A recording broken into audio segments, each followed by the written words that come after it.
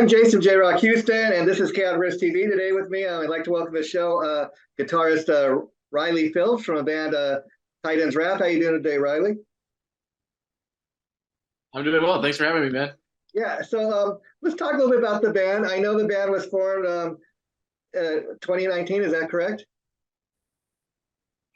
Yeah, we originally formed under the name Leviathan, but yeah, it was end of 2019. We finally got a full lineup going, And whose idea and was then it I to believe, change the name? I mean, I think, Titans Wrath sounds a lot more metal. well, so we were talking and we liked Leviathan, and it was actually because of the first show we played. Our first show was actually at the Whiskey a Go Go in LA, Oh, okay. and we opened up for a band called Melachi, and they Okay, yeah. promoted the show on their Instagram. People were asking like, "Oh, is it this Leviathan? Is it this Leviathan?" Like there was one dude who listed like 6 or 7 different Leviathans Oh, wow. that he had known throughout the years, and so we're like, "Okay, maybe this isn't a good idea to name the band that." So I want to say it was like about mid 2020. We kind of just got together, said let's regroup and reform. And we had some members leave, and we were able to get new ones. So I believe it was Tito who actually, our other guitar player, came up with the name Titans Wrath. And like you said, we thought that was way more metal than Leviathan. So Leviathan, it's interesting to hear that because obviously that many other people think of the name. There's something to it, you know? yeah, like I said, it was just kind of weird because it was like I said, this one dude in the comments section on Instagram was just like, "Oh, is it the Chris Barnes Leviathan from like 1993, or is it like the Leviathan from Sweden, or like he just Wow. listed them?" Because you're kind of like, "It's none of this. We're sorry." Yeah, yeah. And so I would describe the band as kind of a traditional old school metal band. And I was reading that you guys are influenced by like the Bay Area thrash scene from the 80s, the new wave of British heavy metal. So as far as guitar players, when you were growing up, Riley, who were the guys that influenced you? Ooh, growing up, man, that's a huge list, man. I'm a huge Randy Rhoads and Eddie Van Halen fan. I got into that because of my dad. Of course, yeah. Um, you know, yeah, guys like Dimebag, and growing up. So those were the guys who kind of made me want to pick up guitar. As I started playing more and more. I got really into like Judas Priest and Maiden. So Glenn Tipton's one of my favorite guys at the moment, and I'm also a huge King Diamond fan. Oh, wow. So Andy LaRocky's one of my favorite guitar players. But yeah, I'd probably say those three: Dimebag, Eddie, and Randy. Those are the guys who made me want to pick it up when I was a little bit younger. And then I guess if you want to as well, what's their names? Matthias and Rudolph from Scorpions. My dad's a huge Scorpions fan, so I grew There up you listening to a lot go. of Yeah. Scorpions as well. And Um, Scorpion's been doing so so a those, little, those yeah. I say Scorpion's been doing it a little over I'm 50 sorry, was years. that? Great, great influence to have. Yeah. Oh yeah, yeah. No, like I said, I love all their stuff. I'm a huge Scorpions fan, so that's thanks to my dad. And so I grew up listening to that. He's also a huge Van Halen fan as well. When I was really really young, I got into like a lot of Avenged Sevenfold as well. Oh, They were on all the video games I played when I was growing up, so that was another band I was really into growing up. But yeah, like I said, it was probably pretty much Eddie, Randy Rhoads, and Dimebag are probably the three and most talking important. about Eddie Van Halen, and you mentioned doing a show at the Whiskey. I mean, that must kind of been playing with you that day. That like I'm actually stepping foot on the stage where Van Halen got his start. Yeah, I mean, yeah, talk about chance. And it wasn't even like a planned show. Our drummer at the time, he was in another band and they had kept the slot and they bailed a week before the show. We only had like 3 songs written. And so it was like we came up with a fourth song really quick. And then we had to do this all within like a week. And we came up with covers that night. We did Painkiller and I think we did War Pigs by Black Sabbath, and Really? Oh, it wow. was an awesome night. It was really cool. It was very last minute. Like you guys were playing the whiskey, and we were like, "Oh, this is." And at Like, that point, sure, why not? I Huh? think that was like my third or fourth show. Wow, Yeah, wow. we were like, "Let's do it." Like I said, it was like first time though. Yeah. We practiced like 4 days that week. We had to write an entire new song, and it was just But it was really cool, the fact that, even Metalachi, the dudes came out and were like, you guys ripped, and some of the other bands who played that night, we got a lot of, good, good reviews, nothing negative. So it was pretty rad to hear that from those guys. And so there's is Titus or Ralph got one guitar player too? Two, yeah. I'm one of the guitar players, and then the other one's Tito, my buddy Tito. And how do you guys go about splitting up the guitar parts? Is it a matter of who writes what, or are you the lead player? Or No, we all split everything. Like, I mentioned earlier, we're all the thrash stuff. So, and same thing with Maiden and Priest, between the two guitars switching off. So that was always when the band formed, that was always something I wanted. I wanted a twin guitar, the same thing with the harmonies. I'm a sucker for harmonies, especially like Maiden, they think they do it the best. And yeah, so Tito and I would say the two of us are the good. Yeah, I mean, unless you're like so Tito and I are the main like.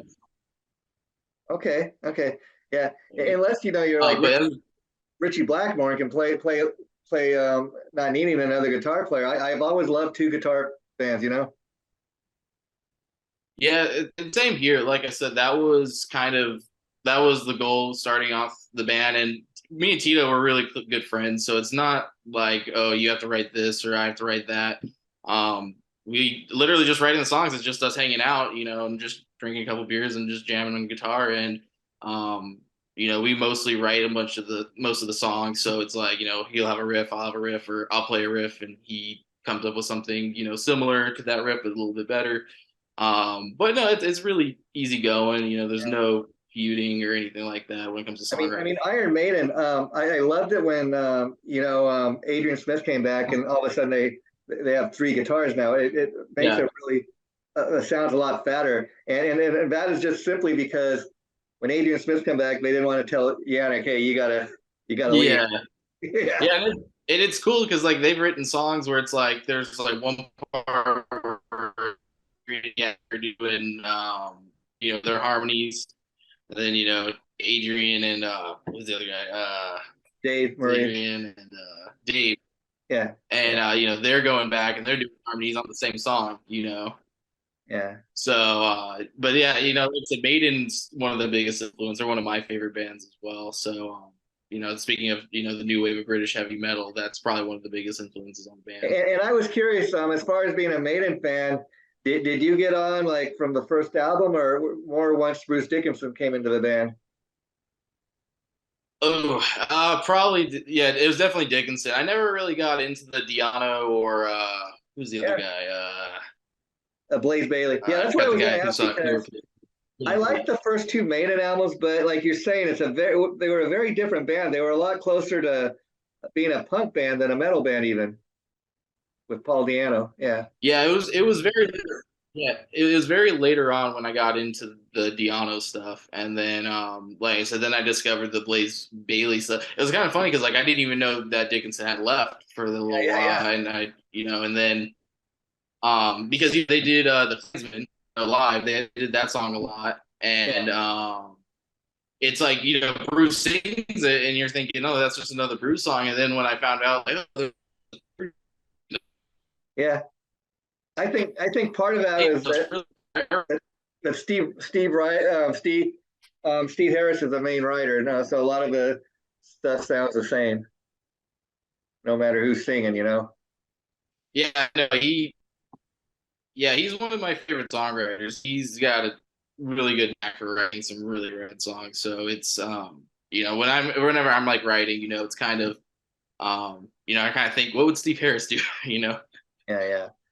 It's funny to think of even Def Leppard as a new wave of British heavy metal band because these days they're thought much more of a pop band. Okay, we will see if we get Riley back. Okay, Riley, how you doing? It faded out, but you're back. Oh yeah, as I say, can you see me? I can see you. Yeah, it says your bandwidth's kind of weak, but we'll work with it and just see what. We've been able to hear most of it, so yeah. So Yeah, as I was saying, when you come up with riffs, I mean, songs, are they typically start off by a riff, or are you involved with the lyrics as well? Mostly just the riff first. We usually write the song out first, and then I've been kind of experimenting. For the most part, we write the song out, then add lyrics to the song. Okay. Um, I've been recently just writing more lyrics and trying to come up with trying to experiment more with doing it the opposite way. But for the most part, I've had better luck with doing the writing the song out and then adding lyrics to it.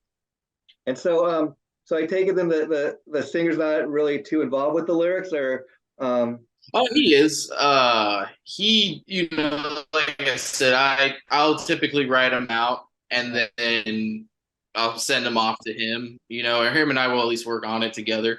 And then typically, I'll give it to him and then he'll make adjustments to what, if he wants to change anything. If there's certain words that are easier for him to sing, kind of thing. So he's involved in that aspect. But yeah, like I said, usually the lyric ideas they usually start out by me, yeah. and then I'll usually write them out, go along with the music. But yeah, like I said, he's pretty involved with getting the lyrics And it and sounds like you kind of answered this, but all like that. once you give him a song, you kind of tell him, okay, this is the way I hear the song in my head, or do you allow him to just kind of belt it out and do his thing? I usually give him like an idea. Like I'll tell him like, hey, this part, I'm thinking it'd sound cool if you did like a King Diamond style voice or Rob Halford, something like, I'll usually give him some singers. Like I'm thinking like a Jeff Tate kind of Okay, yeah, vocal yeah, thing yeah. going on right here. And so we'll experiment with it. And, there's often times where I'll tell him like, oh, I have this idea, and then we'll jam the song. And it's like, oh no, like this actually sounds better. He'll do something different and it actually sounds better, So so, that's cool that so you're open to that interpretation, allow him to do his thing and see what sounds best, you know?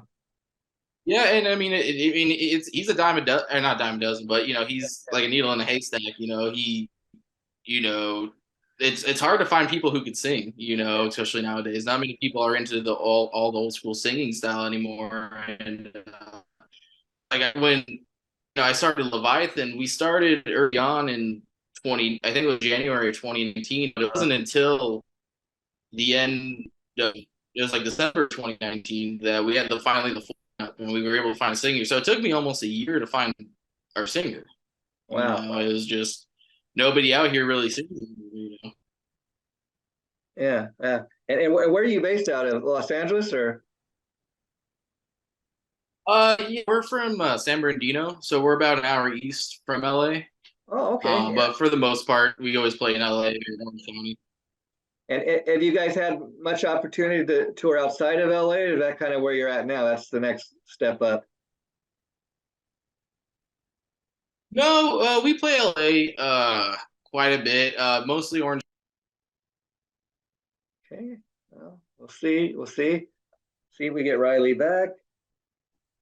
You're fading in and out, but it's all right. It's coming out. It's coming out good. So what I was asking is, do you get a chance much to play outside of your local area? Have you been like to other states and that? Um, not necessarily out of states. Like I said, we've been going down towards San Diego. And there's a few places out by us in San Bernardino we play at. Pretty much the whole range of Southern California we play right now. So it's kind of cool to say that we can go all San over Diego's got a pretty that. healthy metal scene. I know the band. A guy I interviewed a lot over years, Sean Peck, his band Cage. They're from San Diego. Yeah, Yeah. yeah. I've heard of them. Yeah, they just did a big festival. He just did a big festival with the Three Tremors just a little bit ago in LA. But yeah, LA and San Diego between that everything in between is Yeah. really cool. And we have gotten offered to play out of state and go up to Northern California, but it's just we haven't had enough time to really figure out how we're going to start doing that. But we do really want to, at least this year, get out of state and go Yeah. into Phoenix and Vegas have really big metal scenes. Yeah. And so we're looking to possibly at least end up out there. And so the album is called Wildebeest, and I think anybody that's a fan of old school traditional heavy metal is going to love it. And I was curious, so when you guys are out doing shows, you're probably still working this album, but we've been working towards any new songs or start thinking about the next album. Yeah, we've actually, so we do want to do an album for our next release. We actually haven't stopped writing. Of We have course. a handful of ideas, circulating. So we're looking to more than likely do an album. Um, like I said, it's just more or less what we want to do. We were kind of talking because we recorded a demo in 2020, like early 2020, Yeah. and we love a lot of this, but the demo is really not good quality recording. It was just a demo because we had people who were booking shows and they wanted to hear us. Yeah. And so we were talking about it'd be really cool to bring those songs back and maybe add those to the to an album and then write about like maybe five more. Man, I did that. So that's what we're thinking about doing. Okay. So I guess your demo tape that you're talking about, I guess it got people interested at least, but like when you start hearing, like you're telling me it's not really a professional demo, it still did the trick, huh? Yeah, like I said, that demo, we didn't really have a lot of money. We didn't really know Yeah, what we were yeah, of doing. It's been a learning experience, course. so But what? I tip my hat to you, Riley, because again, um, I'm not a musician. I've never done what you do. So I tip my hat to anybody who get up on stage and do what you do. I mean, especially like you're saying, we're just kind of starting out, and to get a gig accidentally, kind of just fall into a gig at the a legendary whiskey. That's pretty awesome. Yeah, no, we're really blessed that we got that opportunity. But yeah, it's been like a learning curve for us, luckily then we were like, oh, we recorded our first EP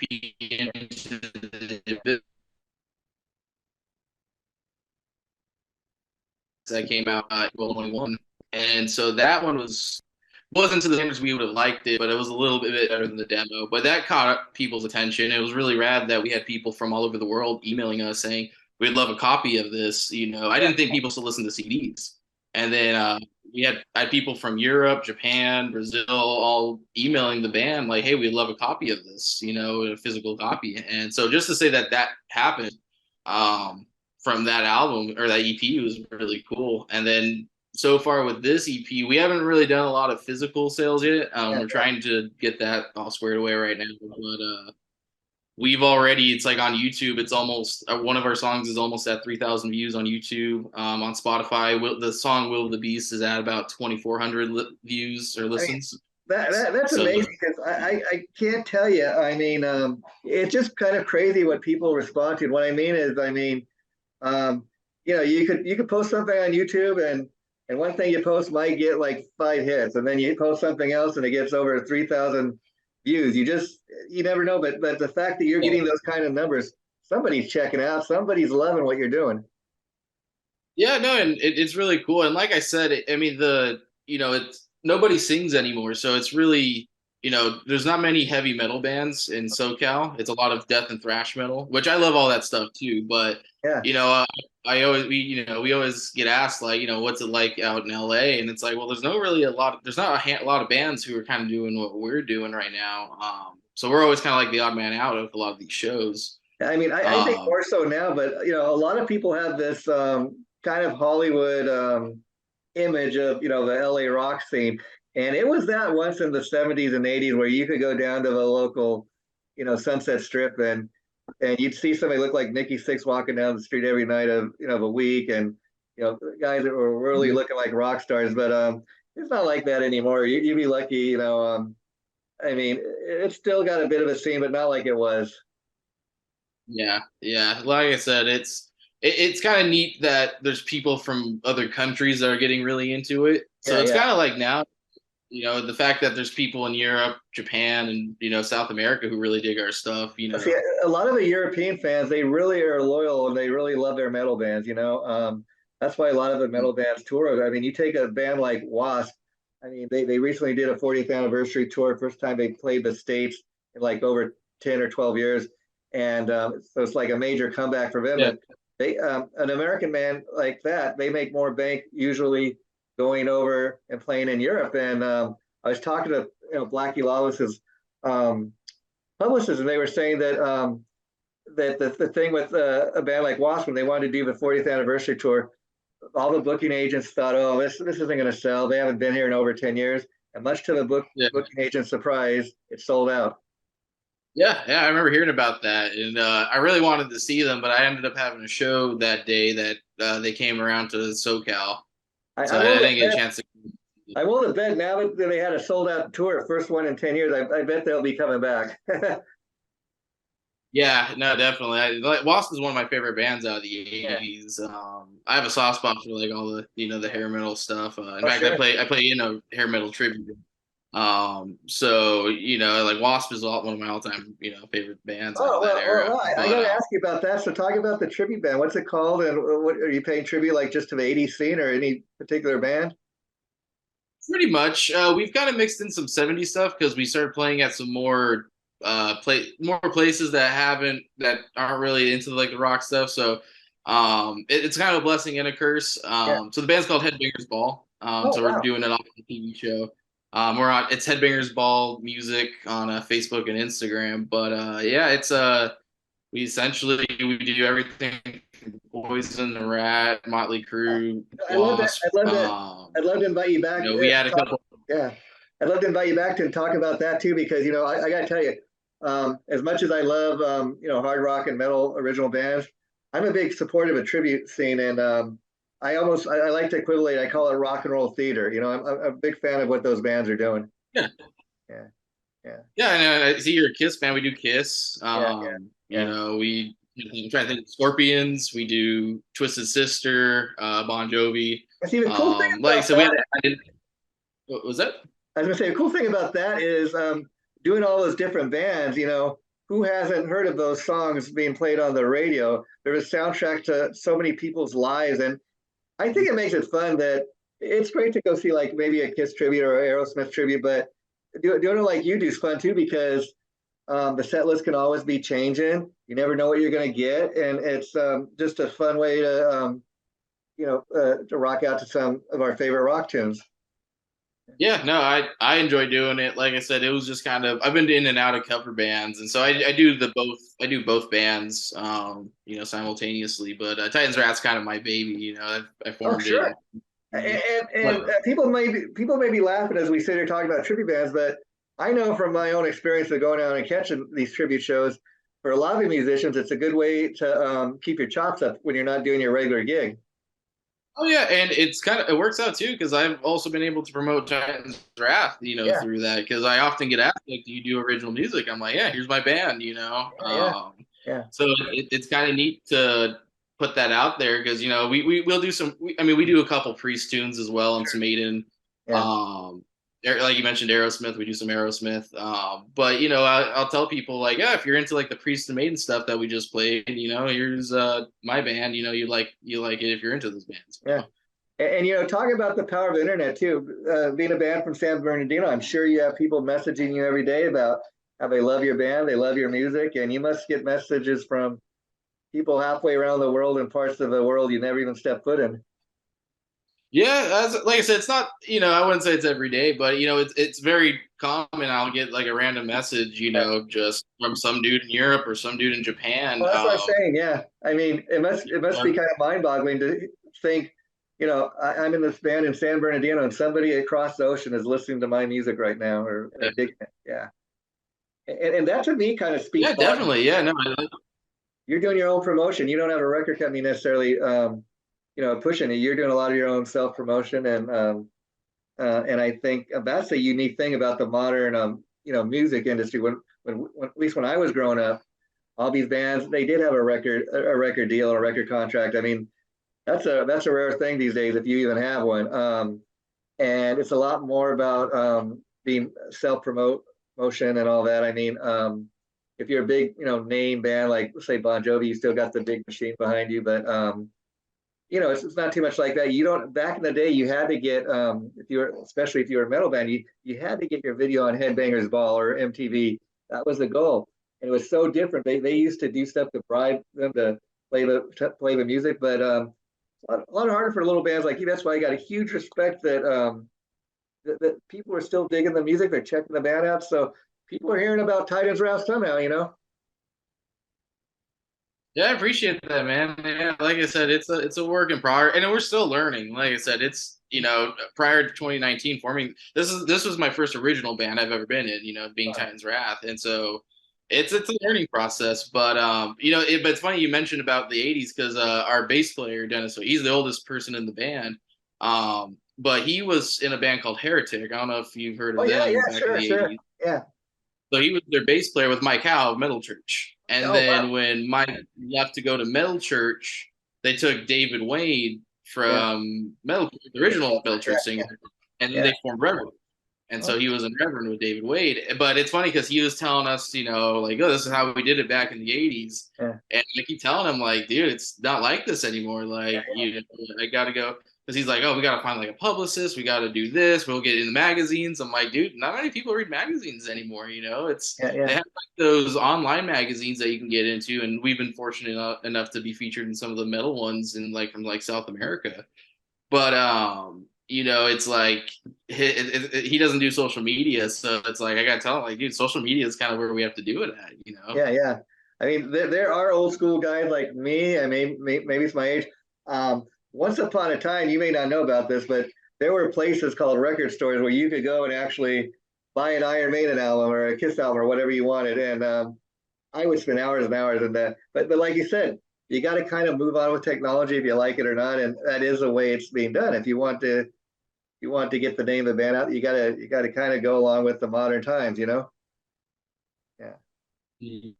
No, definitely. Yeah, like I said, Facebook's really helped out. Just putting an ad on Facebook for it, that's really helped us out a lot. And then, and like I said, there's they do like the we've done a bunch of like ones from like South America where they're magazines, but they're online. So you just scroll through on your phone, and it has an interview from one of us, or it has like it Yeah. has like a review or something like that. Yeah. I mean, they used to have, back in my day, they used to have all those great, metal rags, those metal magazines, Circus Magazine, Metal Edge, and all that. I don't know if you were around back then, but like one of the best magazines I think they have for rock bands now is you can get like at Barnes and Noble or online. Classic Rock magazine now it costs about $20, but I'm willing to pay for that for a quality magazine if it's got about bands that I want to, read about and stuff. And they make such a nice presentation. They're giving you your money's worth, at least I feel. Yeah, and those magazines are really rad too. I'll actually look at them whenever I go to Barnes and Noble. Yeah, yeah, If yeah, I go with one of my family members, my ex girlfriend loved going to Barnes and Noble. So while she was looking at her books, I'd go over there and look at the classic rock magazines. Or they have a Metal Hammer. yeah, yeah, yeah, That's one of yeah. my other favorite metal magazines. Yeah. I mean, I don't go So out and buy every that's issue, but if it's got a band I really dig, I might spend the $20. But yeah, at least when I go in the store, I pick those magazines up. Yeah. yeah, no, I totally agree. But yeah, it's cool to say because it's like if we're featured in a magazine from South America, they're not going to ship us copies really because it's just super expensive to do that. So, but it's cool that they'll send us it's a link, so you can just Yeah. scroll through it, and so it's kind of nice to have that. Yeah, and again, another part of the world you probably haven't stepped foot in yet, and again, to think somebody is digging it over there, in a different part of the world, Yeah, kind of boggles the mind. But yeah, it's cool. yeah, we're really fortunate. Like I said, we're kind of still starting. We're a young band, and but the fact that like you mentioned, we're from San Bernadino. Not many people know where that's at. Usually, we just tell people we're from LA. Yeah, yeah, Um, but like that we have that, and people from all over the world hitting us up is pretty yeah, rad. yeah. And also, you got your Judas Priest shirt on. You mentioned being a Judas Priest fan. I was curious, have you had a chance to listen to the new Tim Owen solo CD, and what do you think of that? I haven't had a chance to listen to it. That's on my radar right now. I keep forgetting to listen to that. I actually really liked what was the first Tim Ripper Owens he did with Priest? Oh, Not Demolition, the Jugulator. Well, I'll tell you, Regulator. I actually liked it. if I you was I like actually liked a lot of the tunes on that one. if you like Jugulator, I think you're going to dig his new. It's a 6-song EP, and the thing of it is, it reminds me a lot of a Jugulator. It's got that kind of rawness, that heaviness, and I think if you like Jugulator, you're gonna you're gonna dig it. And the thing of it is, it's a 6-song EP, and typically, with EPs like that, I usually feel like, oh, I wish it was a full-length album, but I didn't have that feeling. I mean, it rocked my world from top to bottom. Yeah, like I said, he's an awesome vocalist. He has a couple live like concerts when he was like doing South America, and it's cool seeing him cover everything from Priest to his time in Priest to Dio to Iron Maiden.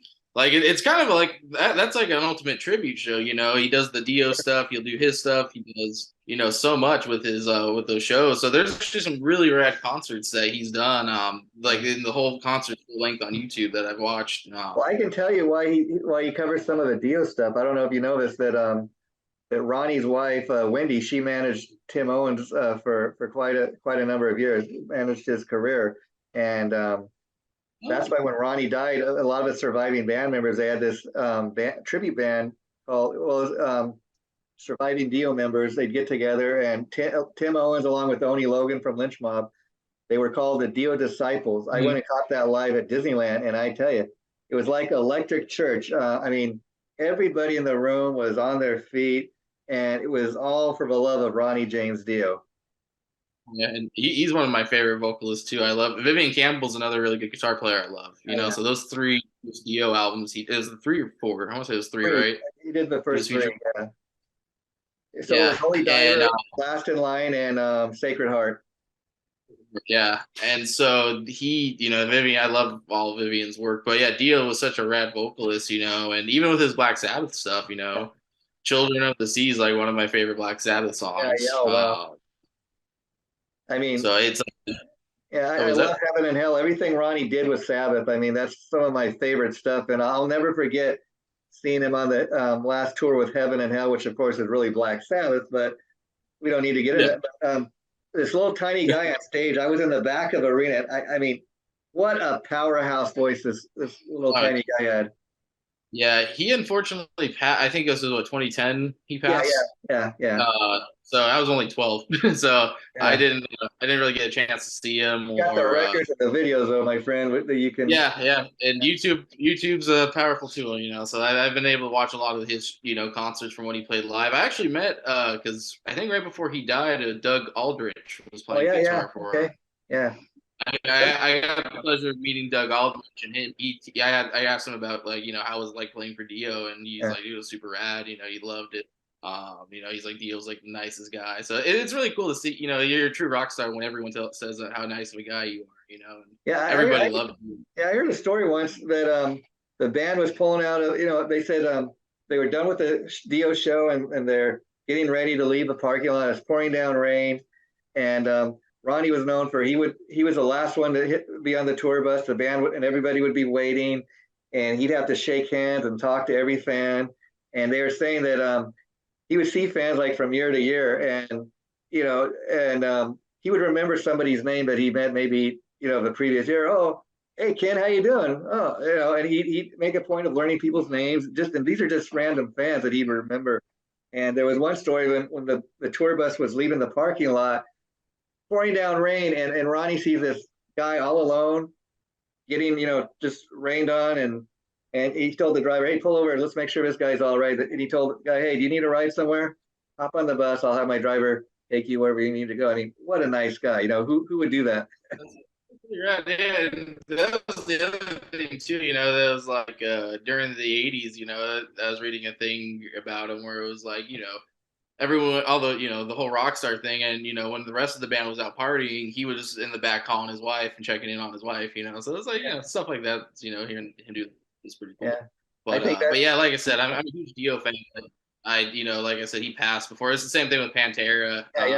You know, we discovered Pantera, Diamond already passed, so like, And, you know, I was sad to think, you know, Dimebag, when you think about it, I mean, it's literally murdered on stage, and you know, it was one of those kooky things. Died on the same day as John Lennon, and I think that had a little bit to do with the guy picking that day to do it. You know, kind of crazy, but yeah, nobody's ever really been murdered on stage like that. Do you ever get scared when you guys are playing gigs about security and that? I'm trying to think. Not really. Like I said, at this point, we've played so many house shows and you know, shows. There's no security. We've never had an issue with like the death or fans or anything like that. There's been shows, like I've had a couple friends be at shows where someone gets stabbed or hurt or something like that. But those are usually like the grindcore bands, like the noise centric bands, you know. So the shows we've always played, I've never felt had an issue. And so talk about being on stage when you guys are, you know, doing your thing on stage and you see the fans rocking out to what you guys are doing. That's got to be kind of the ultimate feeling. I mean, like, hey, these are our people. They're singing our songs. It's pretty cool to see people come back. You know, one venue we play at all the time is Doll Hut, and so there's always, we always see a lot of people who came to our past there. You know, they're there for other bands too, but it's cool to watch them play. You know, I mean, at this point in your career, these are your loyal fans, the ones that are coming to the shows and the ones that are taking time to come and meet you. And as the guy that writes most of the stuff, that's got to be an awesome feeling too. Like, hey, these people, they're singing my songs, you know, our band, but songs I wrote. It's awesome. It's an awesome feeling. It's also really cool to play in front of people who really don't know. We played the Whiskey Again last July. We opened up for the Iron Maidens. Oh wow! Yeah, the Maiden tribute band. Yeah, and it was a pretty much packed house when we went on, and we had so many people asking us. The Iron Maiden. We had so many people asking us. Yeah. We had so many people like ask us, like, do you have cards? You know, we passed out cards. We had people have picks, because they were like, you guys are really rad. So it was cool to see that, and it was kind of cool also to see because I was watching our Spotify listener count, and like, but by us doing the whiskey show, it went up pretty quick. Oh wow! Yeah, pretty high. So a lot of people from that whiskey show came back and started listening to us. Oh wow! So that was really good. Well, Riley, I really enjoyed getting to know you today. The interview we just did is going to get posted about a week or two from now. I'll be sure to give a shout out to our mutual friend, the Lord of PR. Thank him for setting up the interview today. And I want to invite you back to do this again, okay? Yeah, totally. Yeah. Just let me know whenever you're free, and then just let me know when you post this, and I'll be more than happy to share this on our band page. Okay, Titans wrap. Thank you, Riley. You have a nice day. Take care, my friend. Thank you, man. Have a good one. Bye-bye. Yeah.